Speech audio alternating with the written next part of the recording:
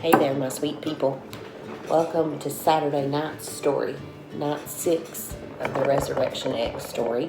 Happy weekend. I hope you guys are having a wonderful weekend so far, and I hope you're having some fun and getting some rest, and I hope you're all well and happy. I miss you guys a lot, and I'm excited for when we get to be together in person again. But until we do, I'm excited that we have ways to share together even when we're apart.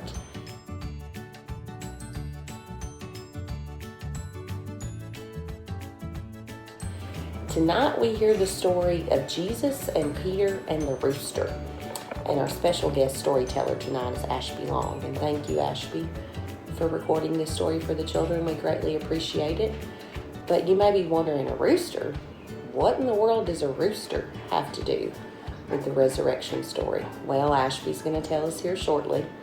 But there's two very important things I want you to remember from this. Number one, in this story, we hear about how Jesus knew that Peter was going to kind of turn his back on him and deny him even before it happened. He already knew it. He knew it wasn't just going to happen once or twice, but it was going to happen 3 times. And you know what he did? He still loved him anyways. He was still his friend. He still didn't turn his back on him. He was still there for him. There's going to be people in your life who do the same thing to you, who turn their back on you for whatever reason. You still love them anyways, because Jesus loves you anyways, even though sometimes we turn our back on him, and we're called to treat others just the way Jesus treats us. We're called to be Christ-like to everyone, not just the people who do us right all the time. And there's also one other thing I want you to remember from this story. After what Jesus told Peter came true, when Peter realized I did do what Jesus said I was going to do, he was ashamed, he was sad, and he ran away. You're going to do things in your life where you're ashamed, that you're not proud of. But don't run away. Don't run away and try to hide from Jesus. That's not what he wants.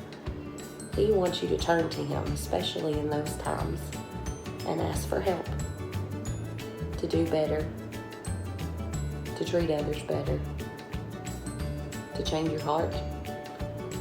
So as you hear Ashby's story tonight, make sure you remember those things.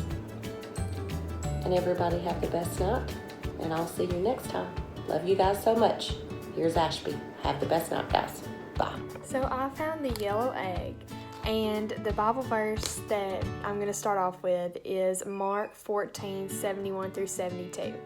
But Peter began to invoke a curse on himself and swear, "I do not know this man of whom you speak." And immediately the rooster crowed a second time. And Peter remembered how Jesus had said to him, "Before the rooster crows twice, you will deny me 3 times." And he broke down and wept.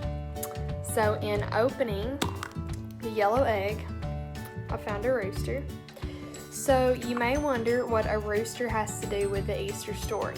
For Peter, one of the disciples of Jesus, the sound of a rooster crowing triggered great sadness and caused him to cry. Here's what happened. Peter was one of Jesus' closest friends, and he once promised Jesus that no matter how dangerous things might become, he would always be loyal. Jesus could depend on him. But that began to change when Peter realized that those who planned to kill Jesus might want to kill him too. In fact, Peter was so afraid that he denied even knowing Jesus. Just the evening before, when Peter had promised to be loyal, Jesus told him that he would indeed deny knowing him, not just once or even twice, but 3 times. And in fact, it happened, just as Jesus had said it would. The rooster was still crowing when Peter remembered that Jesus had said, "Before the rooster crows twice, you will deny me 3 times." Peter was so ashamed that he ran away and cried.